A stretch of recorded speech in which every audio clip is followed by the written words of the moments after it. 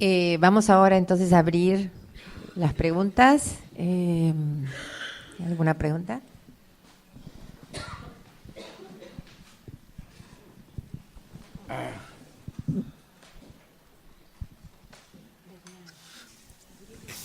Hola, bueno, felicidades por la intervención. Yo quería... A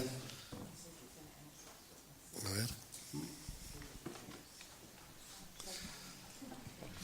Liliana, no, me interesaba un poco por el modelo de Argentina que tú explicas. Me interesaba hacer una precisión.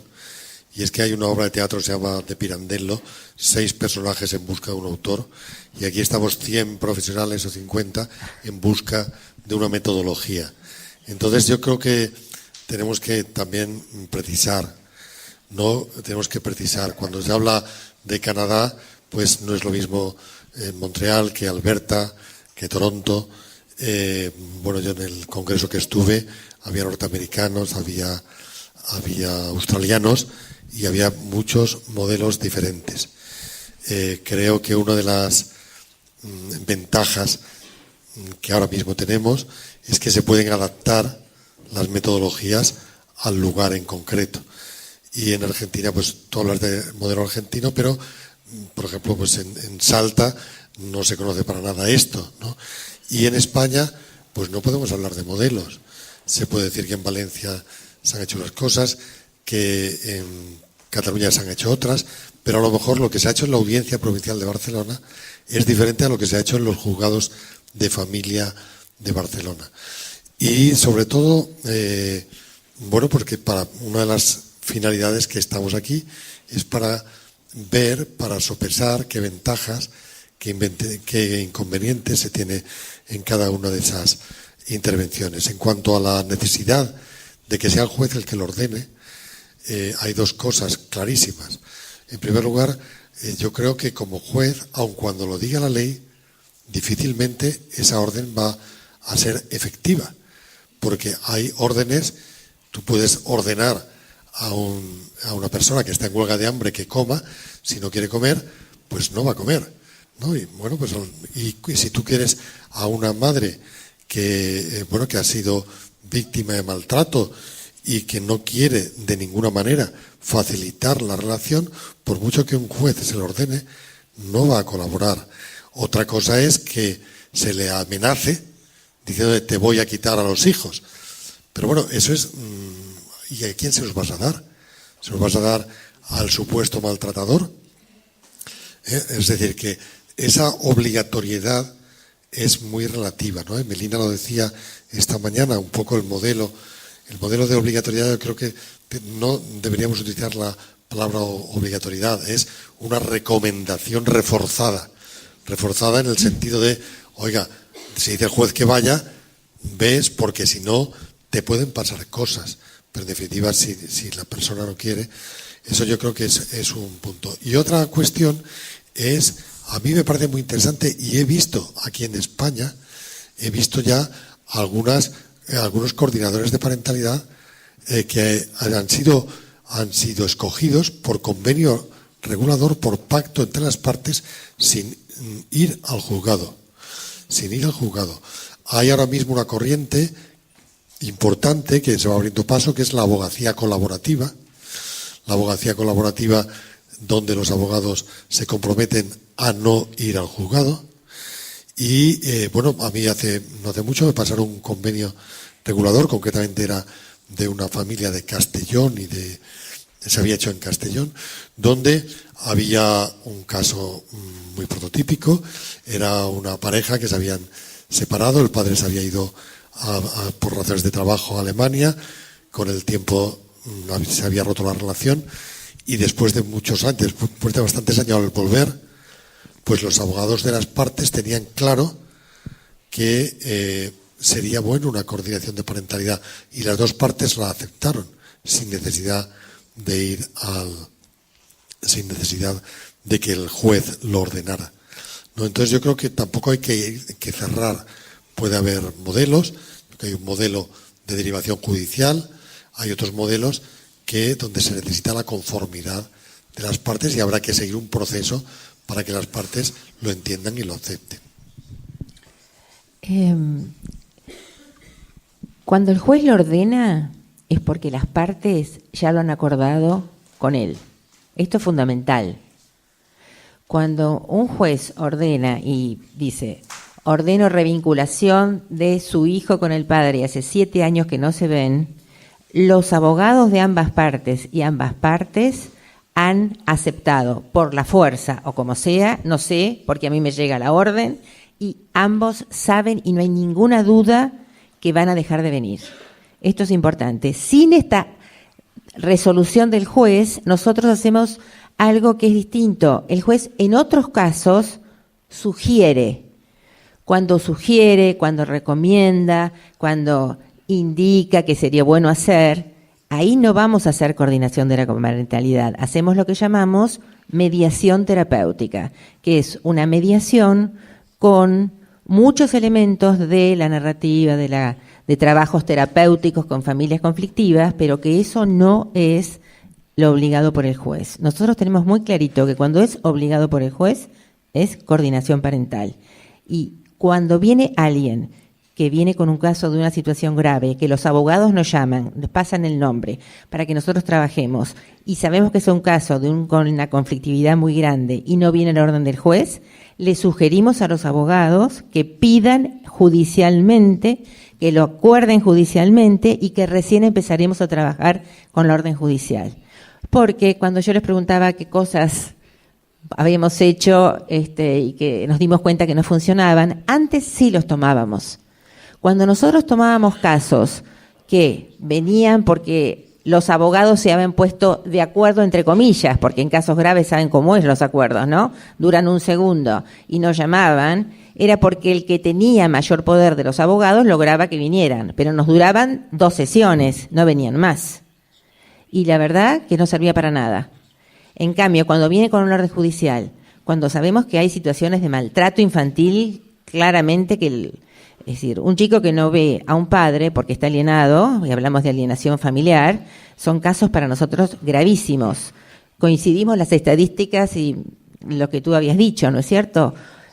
Son 1/3 seguramente de la patología que vemos en estos casos de familias, pero son muchos los hijos que no ven a sus padres y desde el punto de vista psicológico es algo gravísimo. Y cuando sabemos que el único abordaje va a ser con una orden judicial. No usamos nunca nosotros, los coordinadores de coparentalidad, los cambios de tenencia. Es decir, llegamos a última instancia sin lograr eso porque nos parece que también es una situación de violencia ejercerlo y una situación de maltrato más al chico. O sea que tratamos a ultranza de que las revinculaciones se hagan y las logramos. Logramos siempre que se vuelvan a ver.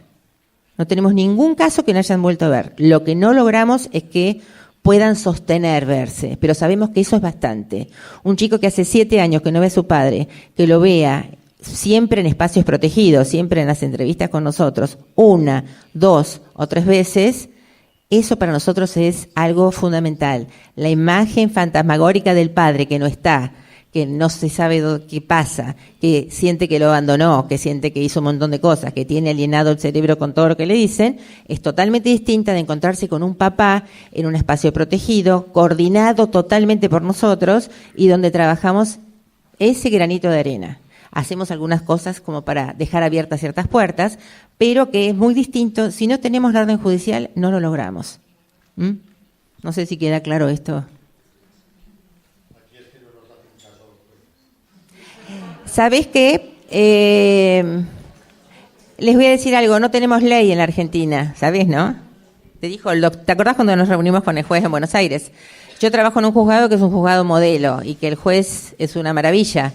No tenemos ley de coordinación de parentalidad ni nada, pero cuando les mostramos lo mismo nos pasó con la mediación. Hicimos reuniones con jueces para mostrarles la mediación.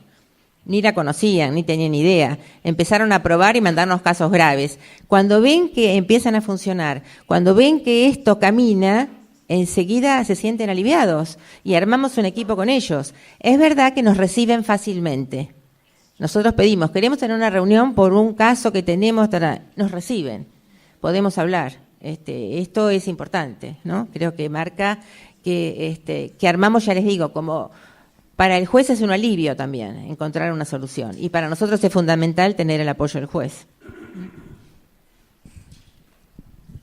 Sí, ¿Alguna pregunta? No, ¿Sí? yo sí quería hacer un apunte y no estoy de acuerdo con que a los jueces no les hacen caso. Yo creo que cuando te llega un tema a coordinador, evidentemente hay algunos temas que van a ser inviables porque alguna parte por lo menos no quiere resolver el conflicto, pero en verdad que muchas veces te encuentras con gente muy reticente a la intervención porque les están obligando a acudir a ella, pero cuando le explicas en qué va a consistir, las ganancias que pueden tener, porque los escuchas, les dejas un espacio para poder hablar, porque hay gente que te dice, es la primera vez que alguien realmente me está escuchando lo que quiero decir, ¿no?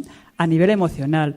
Hay mucha gente que luego también cambia el prisma y realmente luego colabora y trabaja, aunque no estaría de acuerdo en que no hacen nadie caso, habrá gente que no, evidentemente, pero en verdad que hay gente que produce el cambio y de hecho hay gente que ya incluso, esto es como cuando ya tenemos más educación en este tema, hay gente que incluso llega a reclamarlo ya porque ha oído hablar de ello, porque cree que le va a favorecer, que le va a ayudar y al final yo creo que crea un cambio de conciencia, ¿no? Con lo cual yo creo que no estaría del todo de acuerdo con el planteamiento y creo que sí que hacen caso.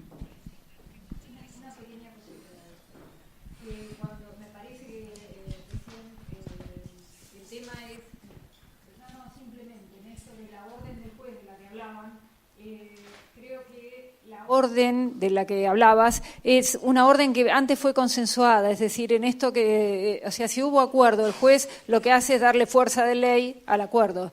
Y Yolanda es abogada, es ex jueza, trabajó mucho tiempo y es de Argentina también, así que conoce bien todo este tema. Sí, no, porque me parece que están, en cierta forma, lo que vos decías y lo que dice Pascual, en realidad, al ampliar al acuerdo homologado, estamos llegando a la conclusión de que seguramente vamos a respetar mucho más la sentencia, porque sí coincido con Pascual, que no nos hacen caso en ninguna parte del mundo, me parece. Es más fácil que te respeten la sentencia cuando fuiste parte, cuando vos construiste la sentencia, no cuando te la construyeron de afuera, simplemente. Gracias. El problema aquí, por lo menos, es que hay una cierta impunidad del incumplimiento. O sea, si no se cumple, pues al final no pasa nada. Entonces, a ver, cuando se quiere y cuando se consigue que un coordinador de parentalidad o alguien pues consiga seducir a las partes, pues fenomenal, pero si no, la verdad, yo la experiencia mía es que es difícil, muchas veces se intenta y no se puede. Yo quería decir que en principio Pascual tiene razón y es una cuestión que todos los que son o hemos sido jueces de familia nos lo hemos planteado, que la voluntad del juez y la autoritas tiene un límite, evidentemente en la voluntad de las partes y no se puede forzar. Pero también quiero decir que en este buscar este objetivo se puede transcurrir en un camino muy corto o muy largo. Si le dedicas mucho tiempo a intentar conseguir un objetivo, mientras vas caminando, vas averiguando cosas que no sabías en el juicio previamente.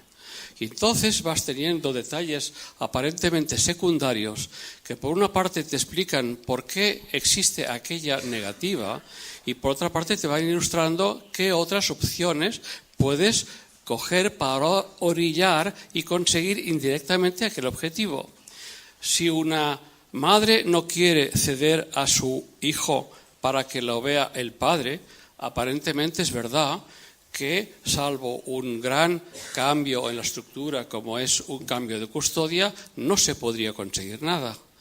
Pero si tú haces, o el coordinador hace, que vaya averiguando el porqué más aparente o más profundo de aquella negativa, está respaldando aquella postura pasiva de la madre, vas llegando a conocer qué sistemas pueden hacer que, por ejemplo, la hija sepa de las razones por las cuales la madre se niega y ella incluso apoye el tomar otros caminos para conocer al padre, como es conocer al padre fuera de la madre, etcétera, etcétera. Quiero decir que el coordinador no solamente va a intentar conseguir uno o varios objetivos, sino que va a enriquecer el escenario para que la decisión del juez pueda ser tomada paulatinamente y quizá llegar a un objetivo diferente.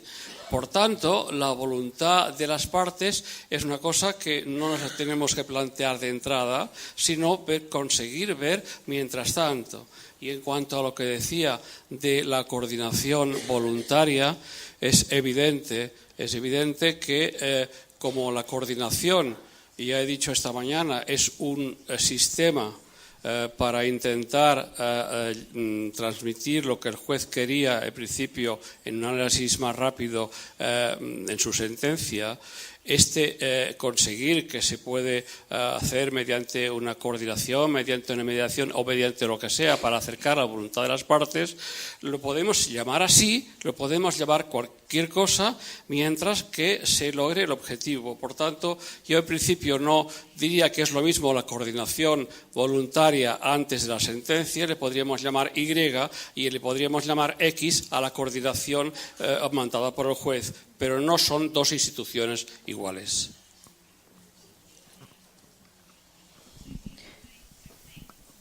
Sí. Hola, buenas tardes.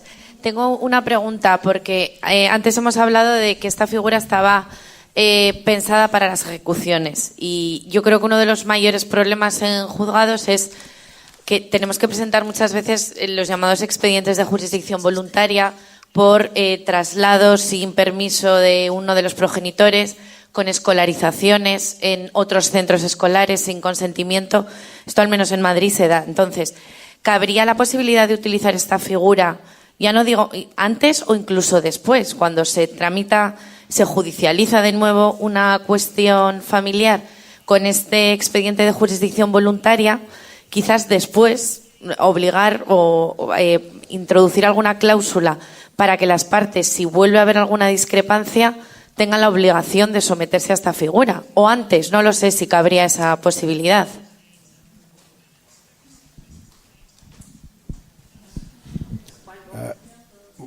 Well, maybe I can answer that a little.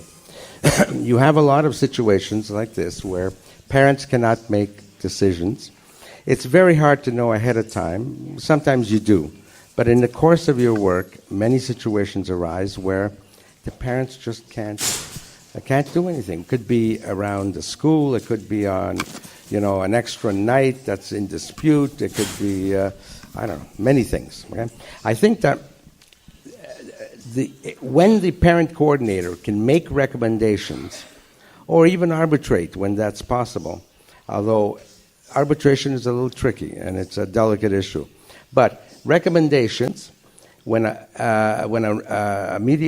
parenting coordinator can make recommendations, it can resolve a lot of impasses.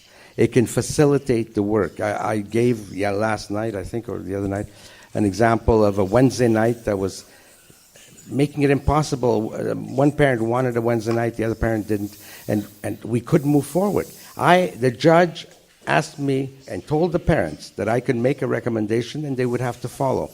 In case, not whenever I wanted, in case of an impasse that just stopped the work.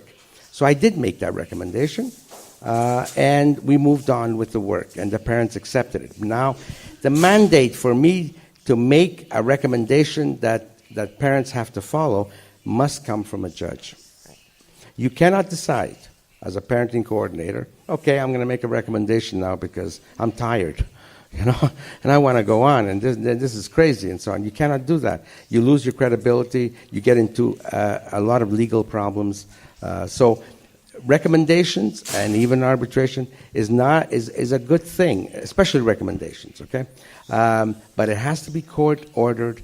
There has to be, parents have to know that you, from the very beginning, that you are able to make some recommendations around minor issues, okay, not major issues, and that in case of an impasse, And you tell the parents, I will do everything possible to try to help you in mediation or using mediation techniques to resolve it. If I can't, then making a recommendation, I will make a recommendation.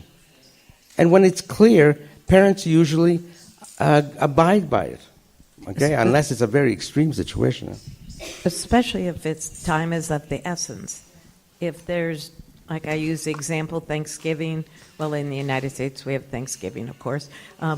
If the attorneys put in there who got that holiday, but they forgot to put in when it began and when it ended, and I've got parents that come in, I start asking in September, let's look at your holiday, make sure everything's laid out, Hanukkah, Christmas.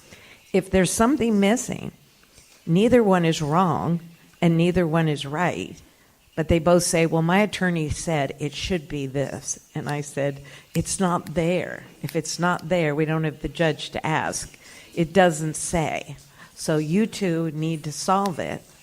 And if I call it a recommendation, when it's time is of the essence. They can't, in all magical thinking, they couldn't get the attorneys to get him in front of a judge because there's no time. My job's to minimize conflict. So in those situations, I will say to them, this is our last session before you have that holiday coming up next week. If you guys can't agree on it, I'm going to have to just try to come up with the best solution, but for this year only. I don't get to decide how it was supposed to be written. I just say, this is how you'll do it. I immediately send an email to both attorneys and say, they couldn't resolve it. There's no time to go in front of a judge, so this is how they'll handle it this year. One of them won't be real happy, but I do it in a way that they generally know I'm trying my best to make it reasonable and that this is only going to be for 1 year. That's the kind of authority that I don't do because I want power. I might exercise that because I'm trying to minimize conflict. It's going to be a disaster if I can't do that, because then they'll go out and then they'll both fight about it and call the police, et cetera, et cetera.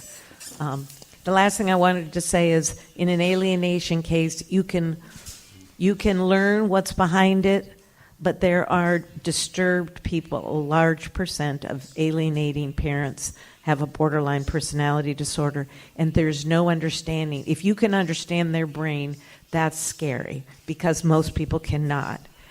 It will not make sense. All the understanding in the world, if they can't be okay if the child loves the other parent,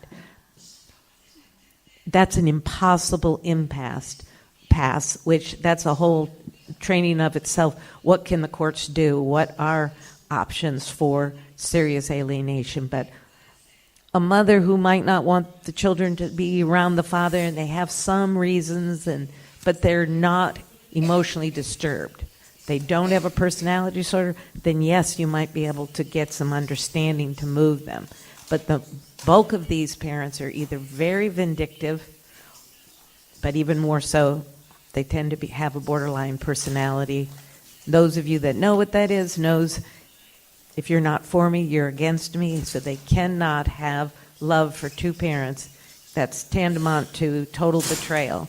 And there's no logic that works in those cases.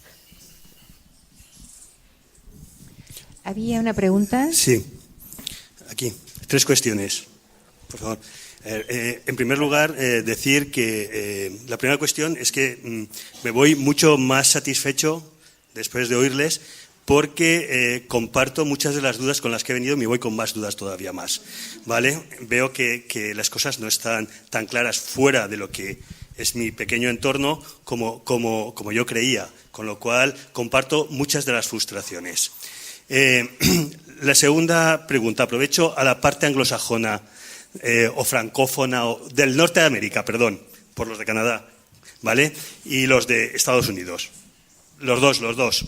A ver, la pregunta es, yo me doy cuenta muchas veces, tanto como evaluador como coordinador de parentalidad, que cuando he visto las historias, sí están enmarcadas en altos conflictos, ¿no? Pero que si hubiéramos empezado a trabajar mucho antes, informando y preparando a las familias, formándolas para lo que supone el reto del divorcio, no hubiéramos llegado a lo mejor a conflictos de alta intensidad. Y algo he leído como que en los años 80 en los Estados Unidos había muchos programas de formación, de preparación para que los juzgados podían hasta obligar a ir a los padres, el juez podía obligar a ir a los padres antes de divorciarse en algunos estados a ir a preparación. Y la tercera pregunta, la parte latina, es esa sensación de satisfacción, de no es pegarme, más bien todo lo contrario, venía con la frustración de decir, los casos mayoritarios que tenemos, el conflicto mayoritario es el rechazo de los niños a ver a uno de los progenitores. La corrección es que, por ahí pues, se ha hecho una expresión de las madres. Ahora tenemos el 50% de verdad de los casos en que el alienador es tanto padre como madre, indistintamente. Y no me gusta hablar de alienador, sino de prácticas alienadoras, porque es una filosofía completamente distinta a lo que supone el síndrome de alienación parental, creo yo.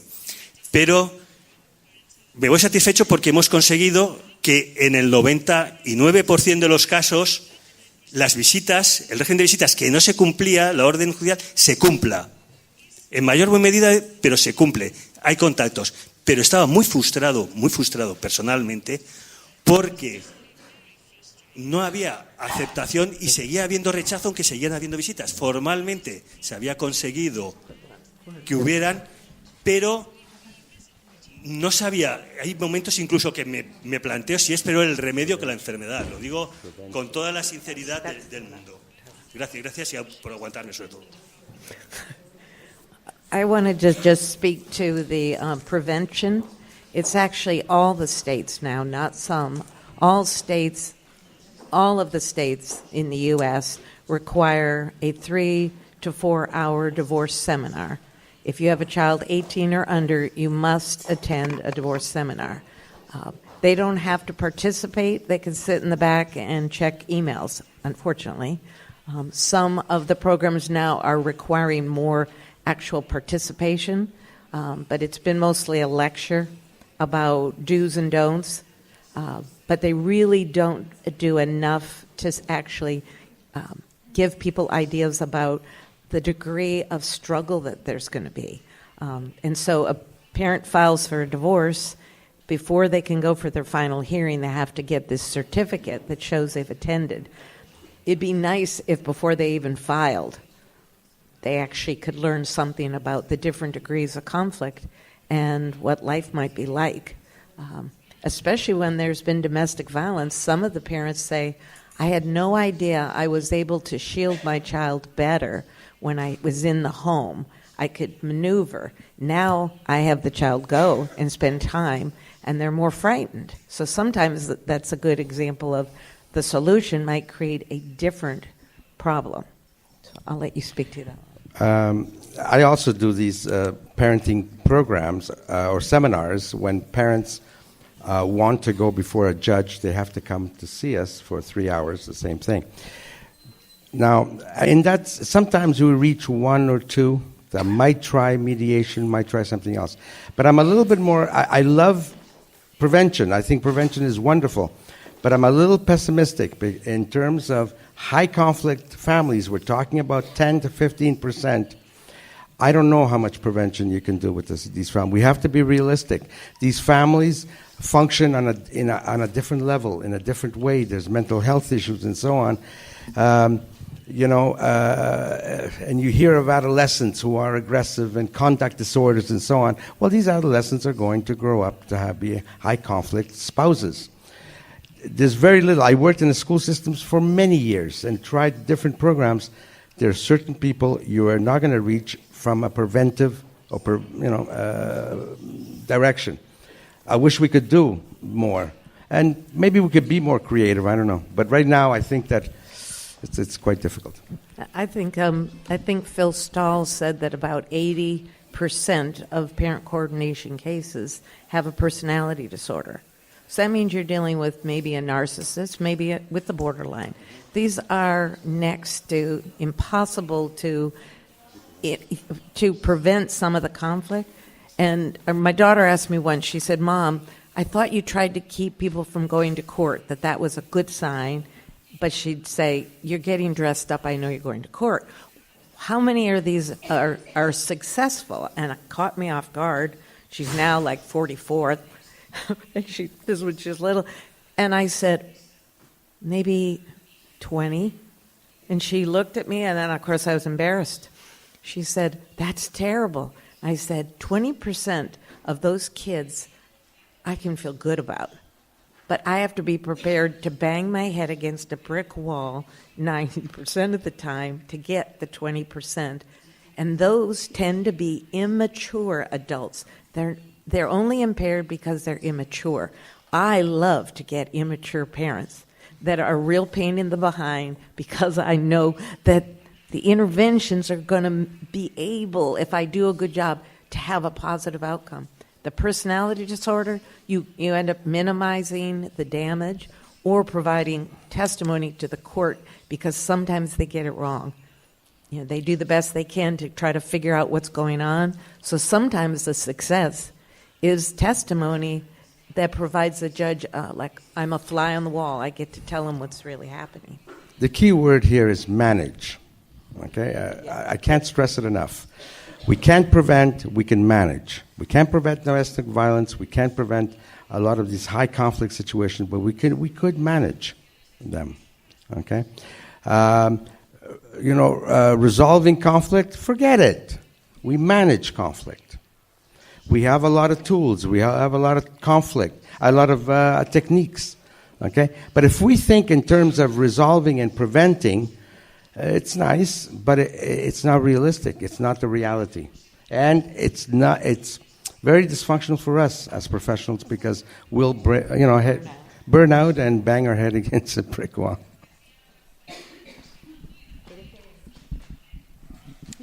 Bueno, te contesto la parte latina. Lo que aprendimos en todo este tiempo es en aprender a poder frustrarnos mucho, bajar las expectativas mínimas, en estos casos que llamamos de familias alienadas. Coincido contigo con el término. En estas familias la patología es grave, y lo que nos sorprendía era que si no hacemos la revinculación inmediata a la segunda, tercera entrevista, no la logramos hacer. Se fortalecen en su negativa. Los chicos llegan y no quiero ver a mi papá porque le tengo miedo, porque me va a hacer... Logramos en entrevistas individuales decirle, tu papá va a venir 5 minutos, y aceptan. Y llega el padre, no dice nada, por supuesto con la madre presente y con todos nosotros presentes el equipo, ¿no es cierto? Trabajamos en dupla. Llamativamente, a veces no podemos salir durante mucho tiempo de esos 5 minutos. Porque la madre no quiere, porque la madre se niega, porque el chico se niega. Pero desde lo psicológico, esto es mucho. Un chico que no vio 5 años a su papá, y que cuando llega y lo ve 5 minutos y estuvo diciendo no lo quiero ver, le tengo miedo, y cuando lo ve se le llenan los ojos de lágrimas, a nosotros también se nos llenan de lágrimas. Porque la verdad que es impactante. Al rato se rearma y dice, no quiero verlo. Entonces decimos, bueno, ok, eran los 5 minutos, el padre se va.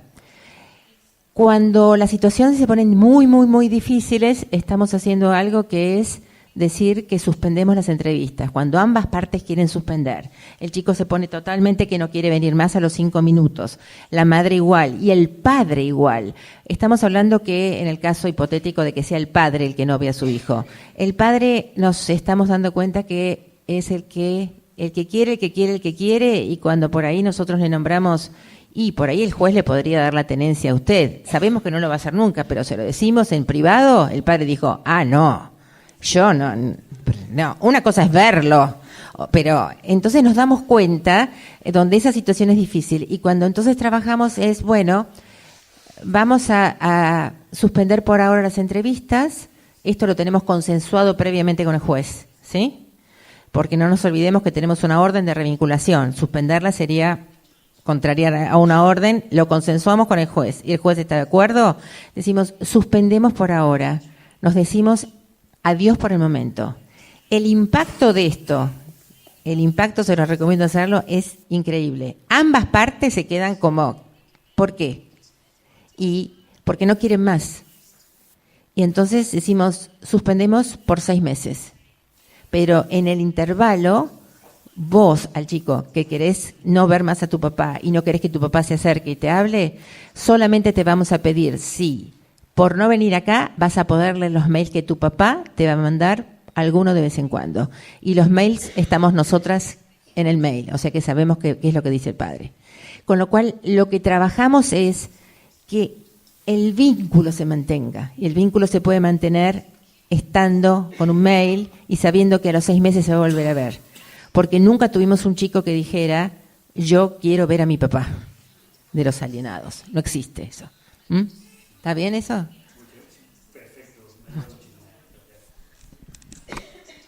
¿Alguna pregunta más? O... Sí. Estoy impresionado por lo poco que sé y por lo mucho que me falta, ¿verdad?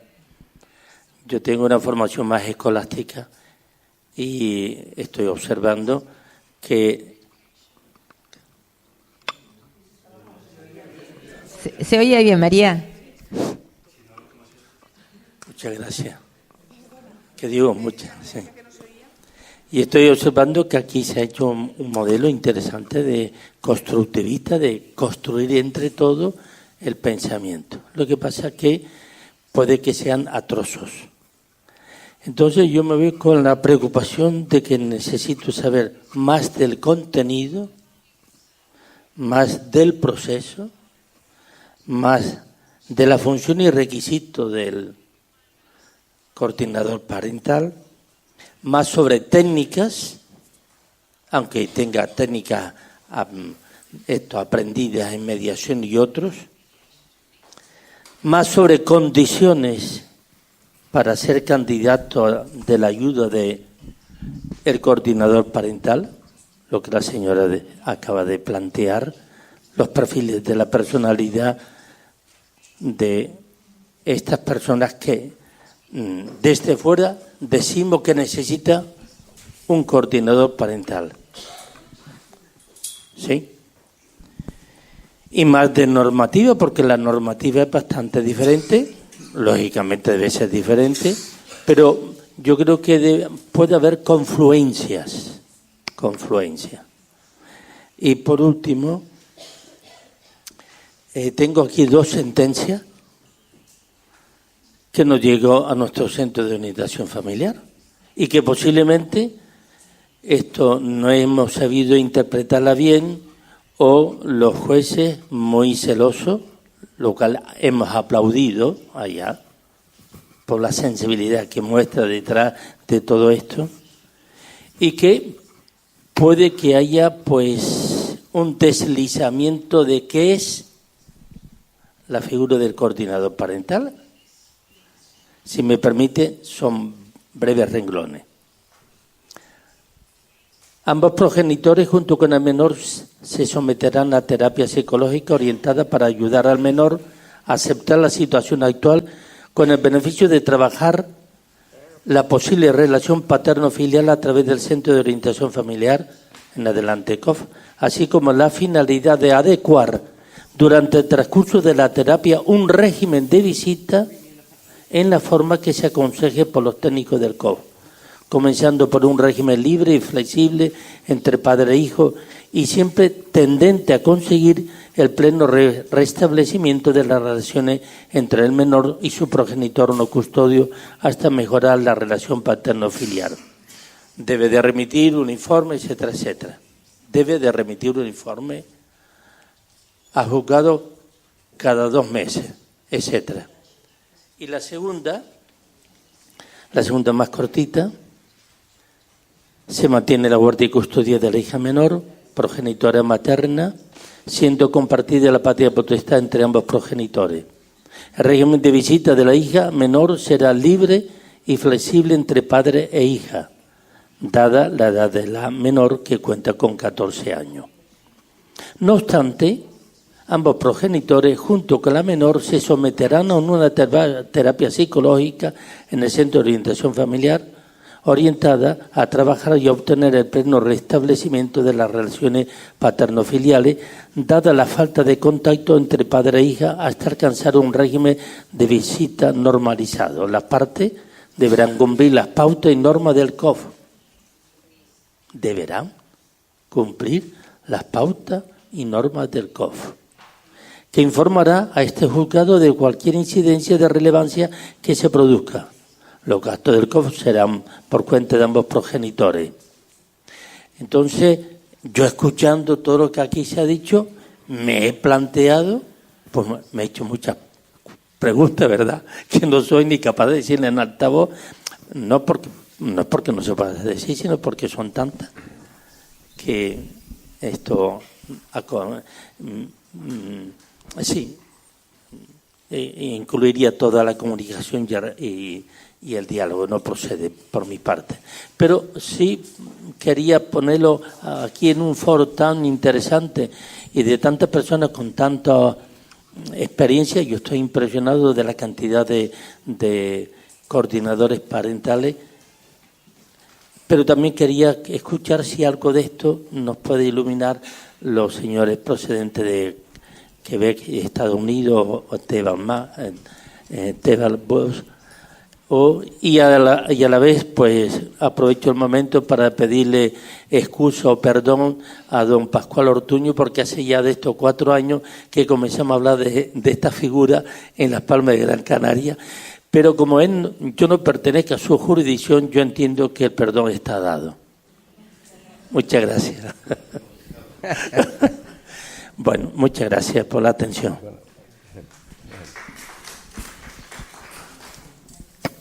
In the States, what the judges are doing now is ordering a specific treatment of reconciliation therapy. And a lot of parent coordinators, because they're experienced, if they're mental health professionals, may be either the reunification therapist, but not both. They can't be the parent coordinator and the reunification therapist. So what the judges did was they would start sending them to a reunification therapist to work with the rejected parent and the child. And in that process, one of the things that I discovered when I did it was that the alienated parent, if they were personality disordered, they would escalate their efforts as we made progress. So if we were making progress, the child would try real hard not to make progress, but the child would start connecting. The parent knew, it was almost like they could just sense it, and so they got much worse. And so one of the things that I discovered is that reunification by itself, or PC by itself, was not enough for the really difficult alienation cases.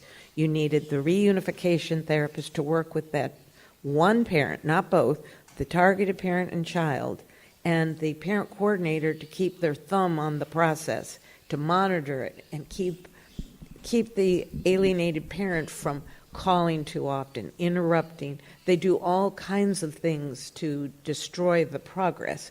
So it's not perfect, but it's the closest that we've come up with is an order for a PC and a separate one for reunification therapists that works. They work as a team in separate offices, of course, but they are working together because it is such difficult work.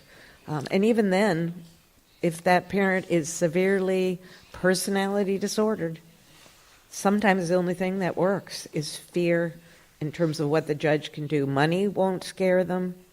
And if they think the child is going to like the other parent, they will cut themselves off from that child. And the child knows that. So the child, if they're in a situation with an alienated parent, they will actually pick the more disturbed parent, almost as if they know the other one, I can kick them and reject them and be horrible to them, but they're still going to be my parent somewhere out there in the world I might be able to reconnect with. But they can't connect while the other parent is present and involved in their life. So they're going to pick that one because that one will cut them off because they are, betrayed that parent. So the child knows they've got to pick the crazy parent. So these are just incredibly difficult cases. Now, the two cases you presented, very interesting. They do have a profile for reunification therapy or even co-parenting coaching, but it's more of a therapeutic slant that you need. So the question is, well, when do they become parenting coordination cases? First of all, they're not. Okay? But when do they become? Well, in as a simplistic way as I can put it, when your reunification therapy or counseling or coaching doesn't work, they're back in front of the court, and even in a worse situation, and there is no other recourse, there's no other resources, there are no other services. Okay? That's when parenting coordination is then mandated, or should be mandated. Not when there's possibility that other resources, okay, other services can solve the problem. Because you know what's a big success in parenting coordination? I'll tell you. For me, a big success is when I can say, I can now refer my clients, my parents, to another service, to mediation, to therapy, to something else. To me, that's a big success. Okay? So we want to start with using the services we have, but we know very early with some very severe high conflict families that they overuse, they you know, and it becomes very clear. You know, I know our judges and court system, we can tell who are the chronic litigators and so on, okay, and the ones who are really high conflict. But using all the services that we have is a good thing, not overusing them.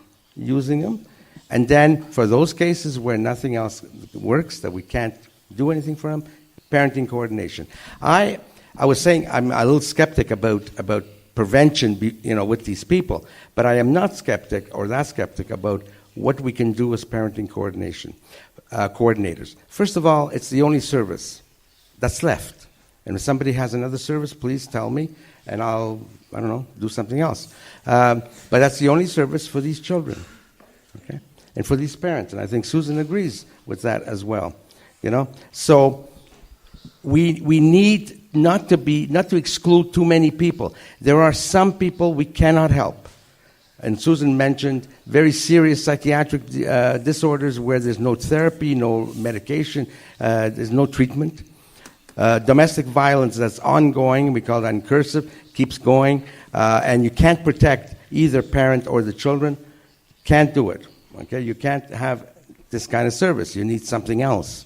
Okay, those chronic litigators that no matter what you do, they'll always find a reason to complain, and you just want to go in front of the judge all the time. Some of those people, we've decided, anyways, in Quebec that we can't deal with them.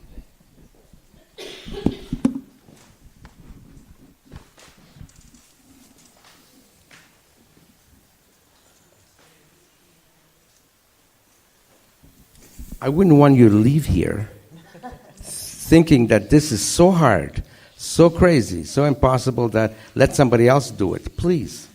There's a lot of very intelligent people here. I was in Milan. I met, and Helen Judic, Elena is here from Milan.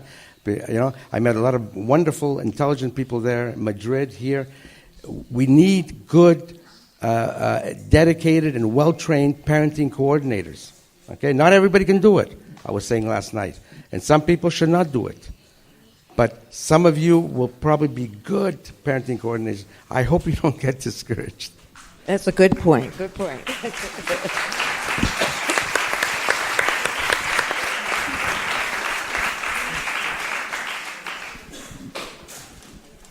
Bueno, gracias a todos. Damos por terminado entonces esta conversación y muy bueno todo. Gracias. Susan, Elma, Olga, Dominic.